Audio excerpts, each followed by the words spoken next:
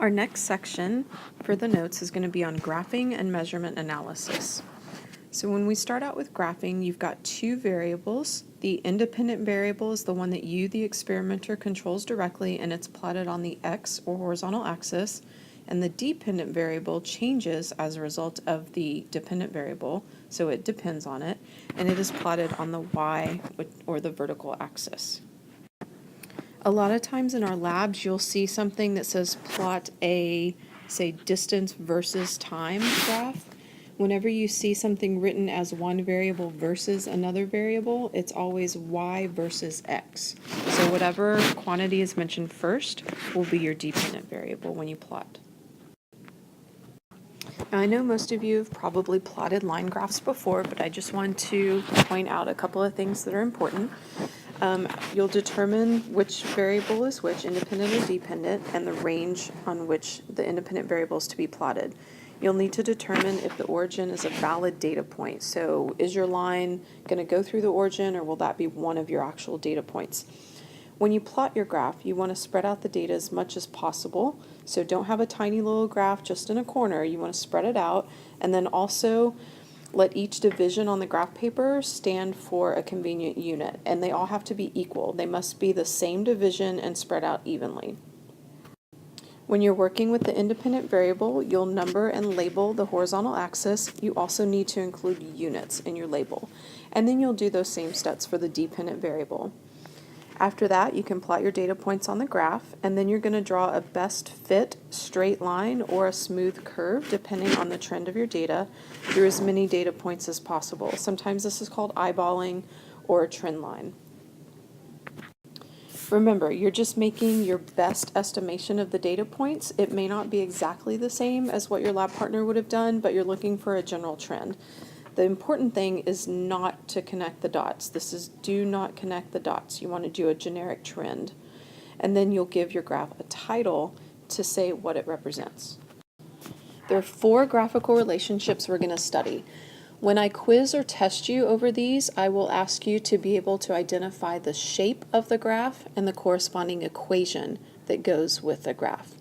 For a direct variation, we're going to look at the general trend when you have y versus x. Your data should be a straight line that goes through the origin. And hopefully you've already calculated slope in another class and you know how to do that, but just in case, you would take the change in the y variables over the change in the x variables, or sometimes we call that rise over run. So a direct variation has the equation y equals mx. M represents the slope. It does intersect through the origin, and the way that these variables are related to each other, if one is small, the other is small. If one is large, the other is large. A linear variation is very similar to a direct variation, except now you're going to have a y-intercept. So when we look at our equation, this is the part that's different. So we'll say y equals mx plus b. Most of the graphs that you'll see in the labs or experiments that we're going to do in class are going to be direct or linear. The next type of graphical relationship is an inverse variation. On this one, you're going to see a general trend that looks something like this. So as one variable is decreasing, the other one is increasing. Your variables behave in opposite ways to each other. For this equation, you're going to see y equals a over x, and a is more of a placeholder. It's some sort of constant. We're interested in comparing y and x, the independent and dependent variables. So this will be your generic equation. It's easily recognizable because it's the only one of the formulas we're working with that has a fraction in it. We also have this term called asymptotic approach. What that refers to is on the graph, your data is getting closer and closer. It's approaching an axis, but it's not going to cross it. So all of our data is going to stay in this quadrant on your graph. Our final variation is called parabolic, and it looks like this. You might also see the term quadratic or exponential as a way to describe this type of graph. The equation for it is easily recognizable because of this square term. So your independent variable, the one on the x-axis, will be squared, and that'll be proportional to just the plain dependent variable. Again, with the 4 graphical variations, when I quiz or test you, you'll need to be able to recognize the generic shape of the graph, the name of it, and the equation that corresponds to each of those 4. Our second section today is measurement analysis. I've got a few vocabulary terms here for you. If I do go too quickly, remember that you can always pause the video if you need more time. The first term, parallax, is the apparent shift in the position of an object when it is viewed from various angles. So, for example, you may have, in chemistry, measured water inside of a cylinder. And when that happened, you might have noticed that the water level dipped a little bit when it was in the cylinder. When you were taking your measurements, it mattered what your eye level position was. If you were to measure from up above, you might have viewed this mark as the level of measurement for your water inside of the cylinder. However, it's correct technique to get eye level with the cylinder. A little eyeball there for you. Okay. That way when you look across, you're reading the bottom of that curved part called the meniscus.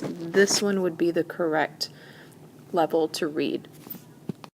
Another example you might try is to hold your thumb out at arm's length in front of you and look at it with your left eye closed and then with your right eye closed, and it'll look as though your thumb changes positions even though you're holding it still. So those are a couple of examples of parallax. So when we do our labs and you make your measurements, you want to make sure that you're using the proper technique and that you're getting eye level with anything that you're needing to take a data recording about.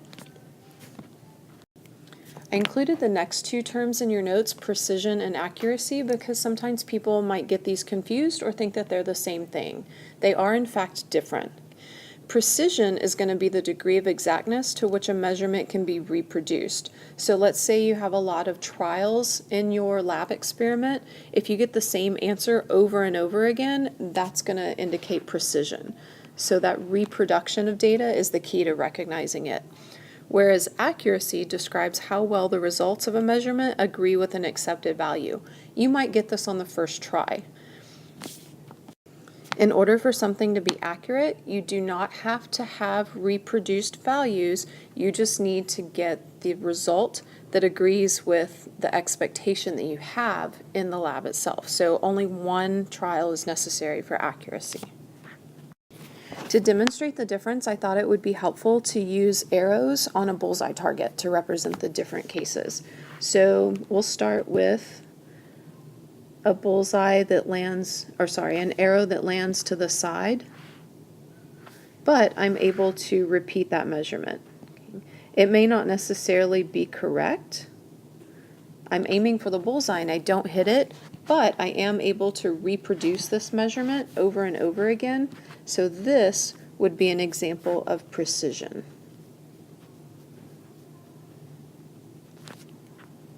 Now let's say I had one dart and I were going to throw it at the bullseye and I'm aiming for the center.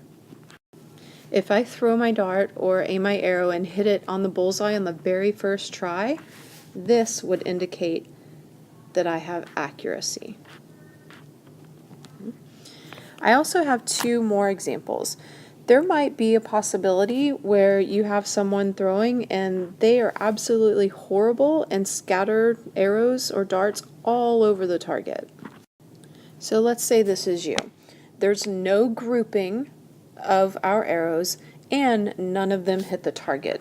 This is neither precise nor accurate. And then our last case would be if you're an excellent dart thrower. So let's say we're aiming for the bullseye and all 3 of our arrows hit it. This is both accurate and precise. So there are 4 possibilities. Precision is when you have a grouping that is not hitting the target you're aiming for. Accuracy is hitting the bullseye.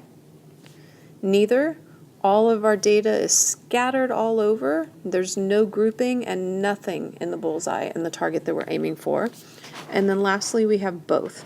We're really good. We were on target and we were able to reproduce those measurements. So that would be an example of both accuracy and precision. In our labs, we're going to be interested in how well we've been able to achieve the desired results. So we have something called relative or percent error. This is a formula that you're going to use throughout the year, so it's going to be good to keep it handy. We're going to say accepted value minus experimental value. And notice I have absolute value signs on the top. And then we divide by the accepted value and multiply by 100. Okay. Again, the accepted, this is what you're aiming for. The EXP is the experimental value. And this is what we actually achieve in our results in our lab.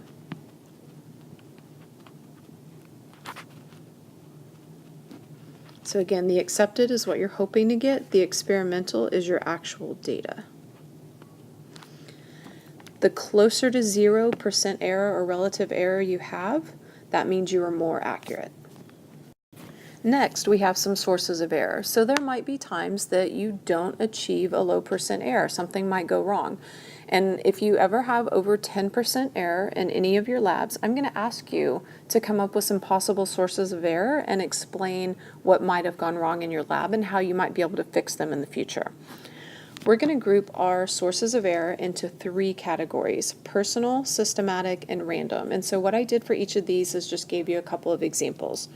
Personal error would be maybe carelessness in reading an instrument. So we talked about parallax earlier. Perhaps you did not get eye level and you recorded the wrong data. Another personal error might be recording observations. You could tell your partner that you got a length of 200 centimeters and they wrote down 200 meters. So maybe they had the wrong units, or they transposed some numbers or left off a decimal or something like that. You could also have a personal error in mathematical calculations. So if you're typing on your calculator and maybe you hit the plus sign instead of the minus or something like that. Personal errors are like a one-time careless mistake. You just really weren't paying attention.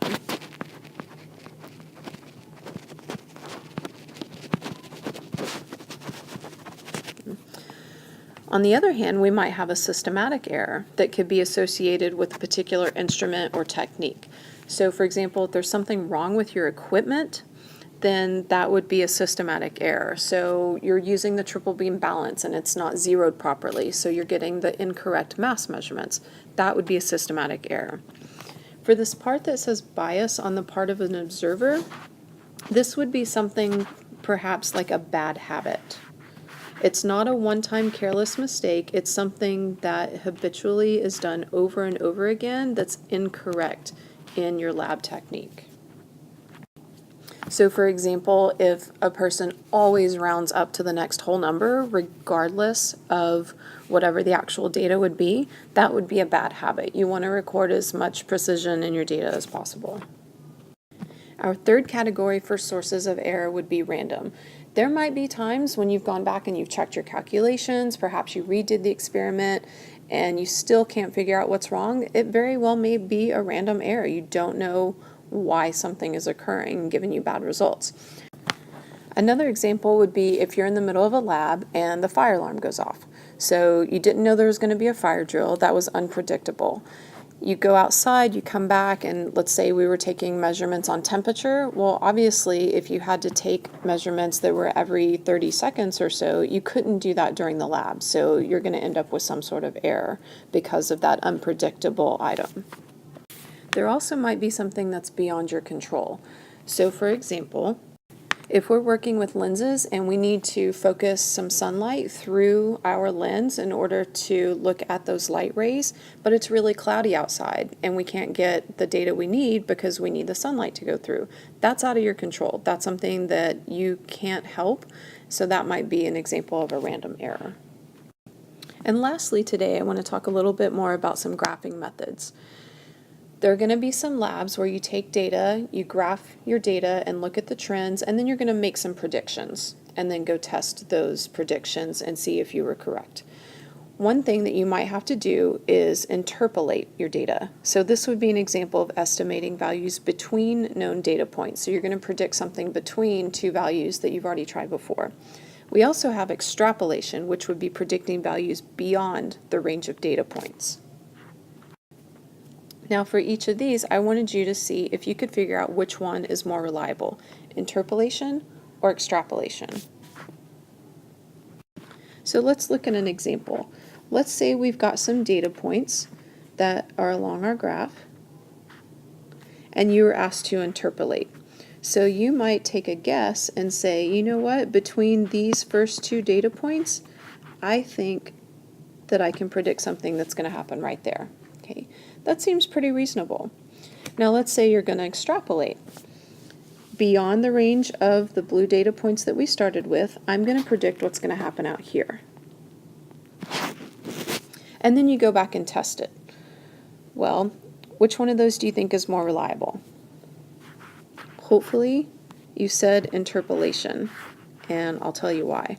Because with our data, we don't know if this was going to be some sort of linear trend, or it may have turned out to be an exponential trend, and we just didn't take enough data to see that pattern occur. So our actual result might have been somewhere out here. So interpolation, because you've got two data points on either side, it makes it much more easy to predict something that's going to give you more reliable results. So in conclusion, today's notes we talked about graphing, so how to plot a graph, also different graphical relationships. There were 4 of them. And then we finished up with some measurement analysis. We talked about parallax, accuracy and precision, and then some sources of error that might occur if you happen to have had a large % error. And then lastly, which is more reliable, interpolation or extrapolation. So I hope that summarized well for you, and you'll be ready for the next class.